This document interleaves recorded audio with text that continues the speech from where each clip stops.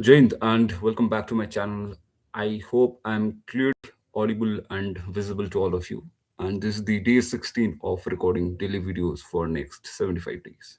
Thank you so much for clicking these videos. And I hope you guys are finding this videos informative. And even if there's one sincere viewers, my job here is done. And do consider giving honest feedbacks about the articulation and if there's any area of improvement, so please feel free to drop any comment.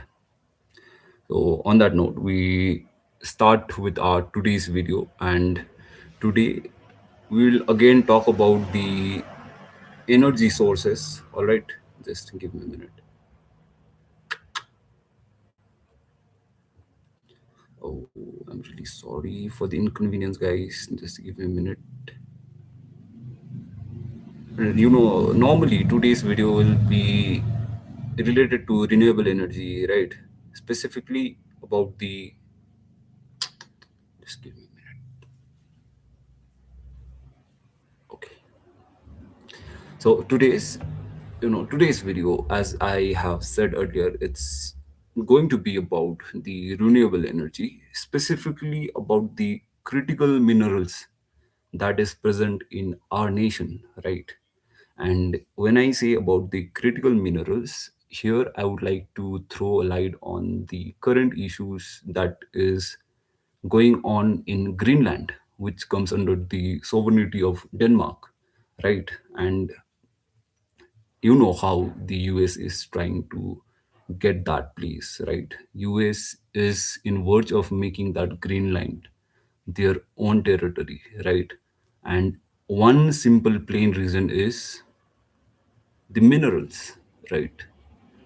The renewable sources, because the US is driven by the renewable energies and the critical minerals that is present in the Greenland, by which they can make their own agenda or ideology, that is MAGA, make America great again, right? They can achieve it with the, after capturing Greenland.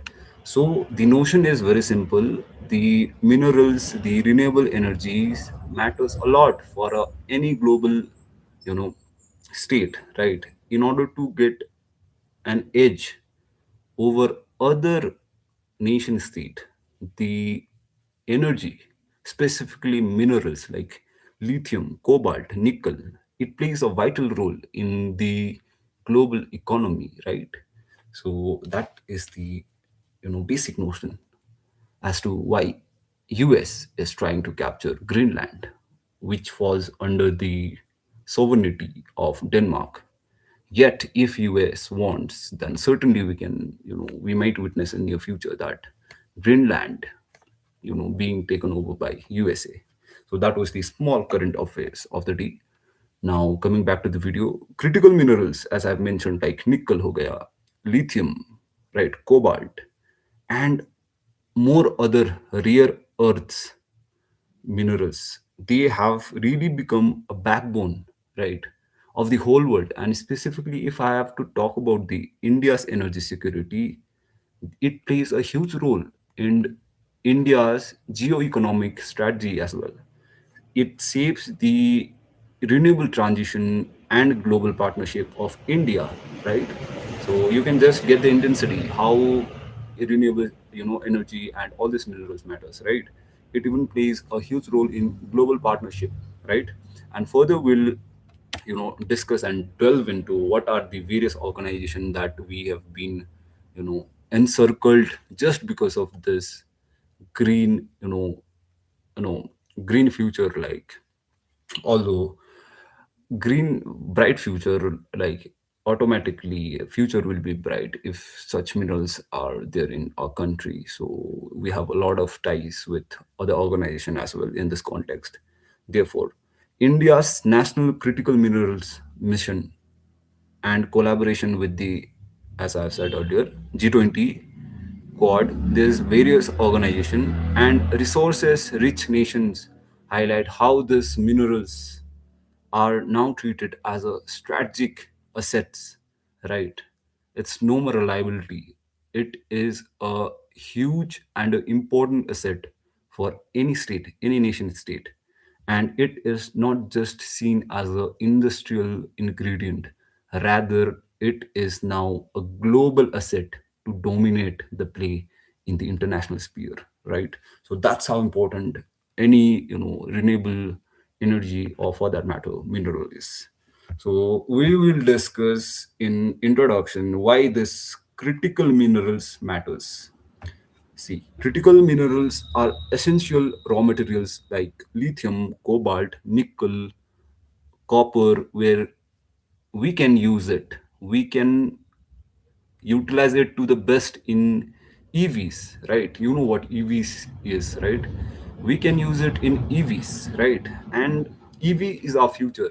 Undoubtedly, even a fool can say EV will be the future in next 15 years, right?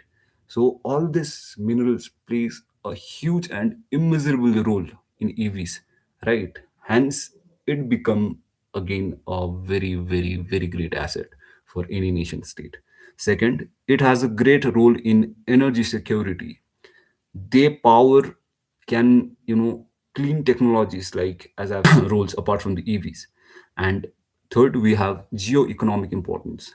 These minerals underpin digital, defense, and advanced manufacturing sectors, making them central to the national security and economic competitiveness. Right. So see how important this minerals and renewables, sources of energy are to us, or for that matter to any state, right? So that's there. Now we will look into India's energy transition goal.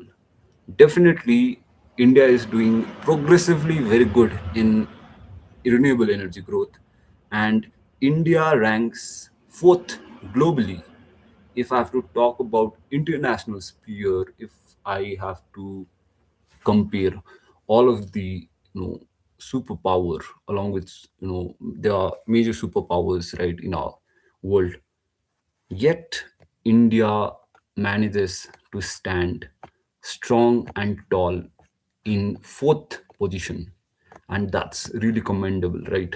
And it is, it stands at fourth rank globally, and it has a huge capacity and scope in our near future. And India again targets 50% of non-fossil fuels, right? Non-fossil fuels based electric capacity by 2030. So India will 50% non-fossil fuel, it will be 50% non-fossil fuel based by 2030. Now, here, what this line means is, what is non fossil fuels? Basically, we will be no more dependent upon fossil fuels for our day to day life, right? For our commute. Basic example is vehicle, right? Now, by 2030, what our government has said is we will be 50% dependent on EVs, and 50% we will be dependent on fossil fuels. Rather, the aspect or the ratio must be in a higher side of the EVs or renewable sources rather than fossil fuels. Therefore, again, a good target for India, that is 50% by 2030.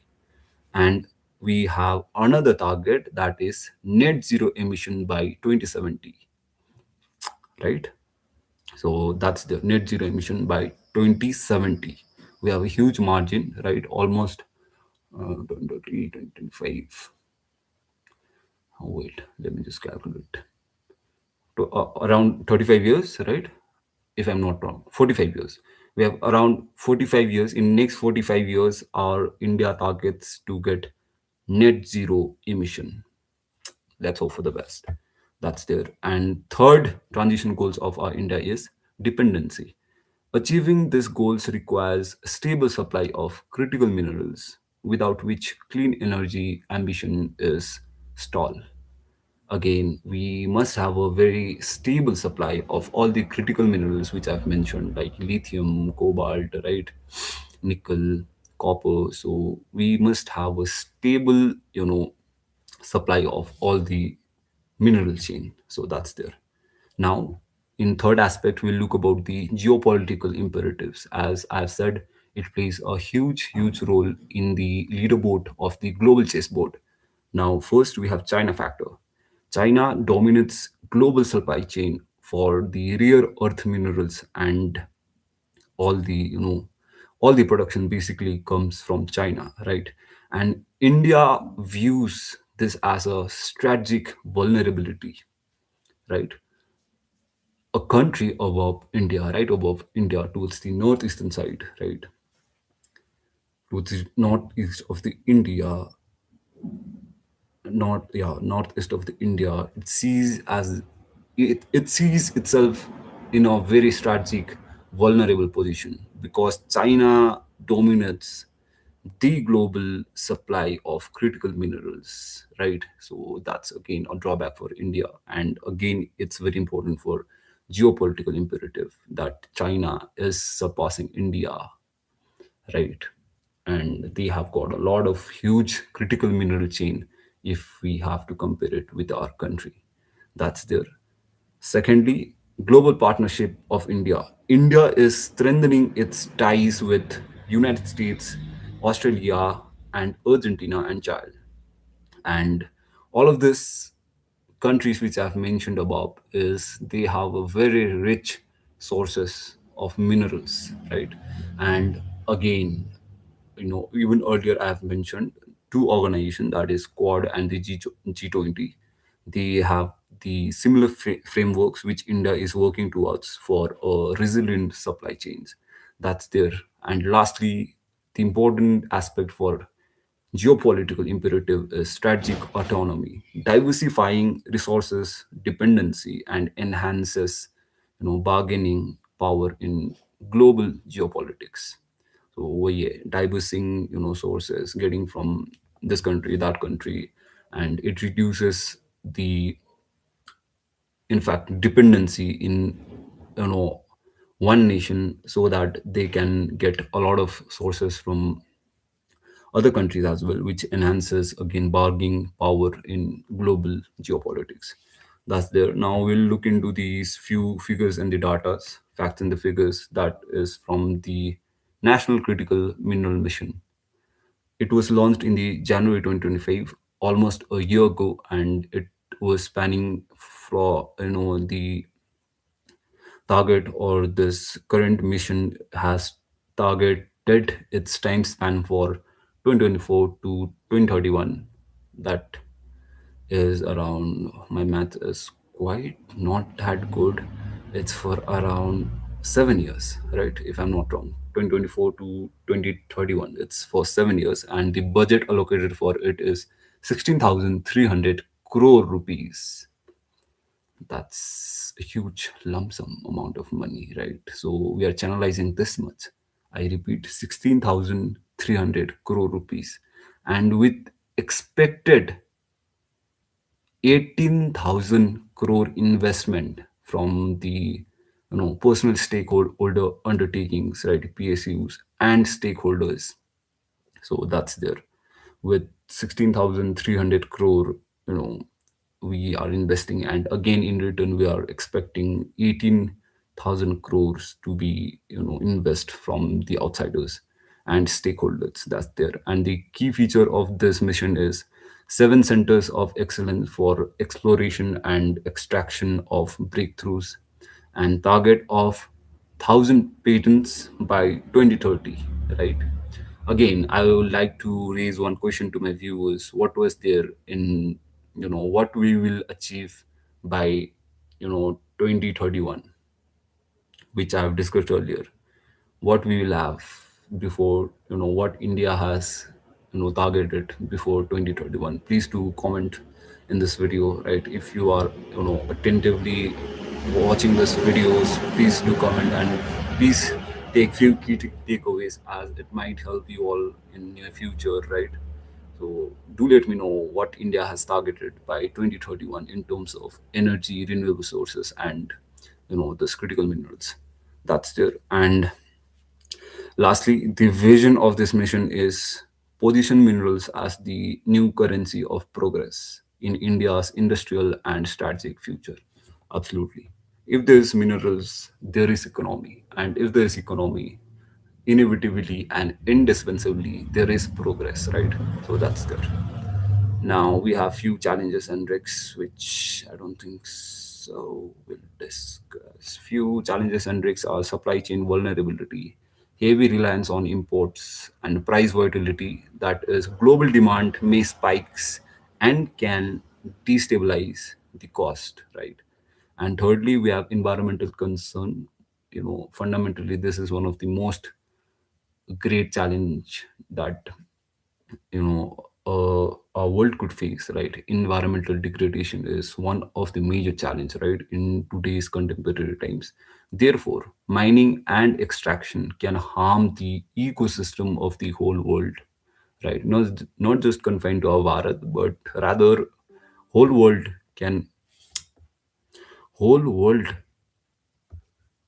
can have a very bad impact due to the extraction and mining, right?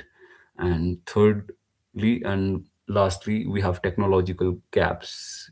Specifically talking about India, India lags in advanced processing machines technologies. If we keep China along with India, definitely, and being honest, China will easily surpass India in terms of technology and advanced processing machines. So that's there. That is few challenges. Yet again, challenges, there will be challenges undoubtedly in anything you pick up, right?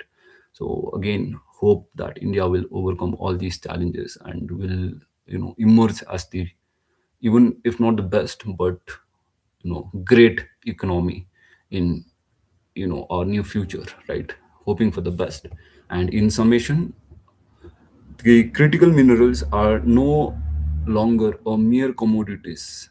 They are strategic enablers of India's energy independence and global economic rise. Absolutely, as I have been saying this from the beginning of this video, that critical minerals is no more a mere commodities. It is the thing which directs your, which basically directs where you will actually stand in the global arena, right? It is now used as a strategy, right? For that matter, you can say it is one important factor, driving force, or anything which is correlating to your power, right? So that's there. Now, by combining all this, domestic initiatives like NCMM, that mission which I've mentioned earlier, with all this international partnership with Quad, G20, USA, right? Child, India is positioning itself to secure its clean energy future while strengthening its geopolitical standing. That is absolutely where India sails, right? It is doing very good externally and internally, and definitely hats off to the India's renewable energy growth. It has done, extremely well. We can see a remarkable shift in the India's renewable energy growth. With that, we end our today's video. Ladies and gentlemen, thank you so much for watching this video. Please do consider dropping your honest feedback, right? If there's any problem or if there's any improvement of area where I can improve in my next video, do feel free to comment down in my video. That was all for today's video. Thank you so much for watching. Join and do well in life.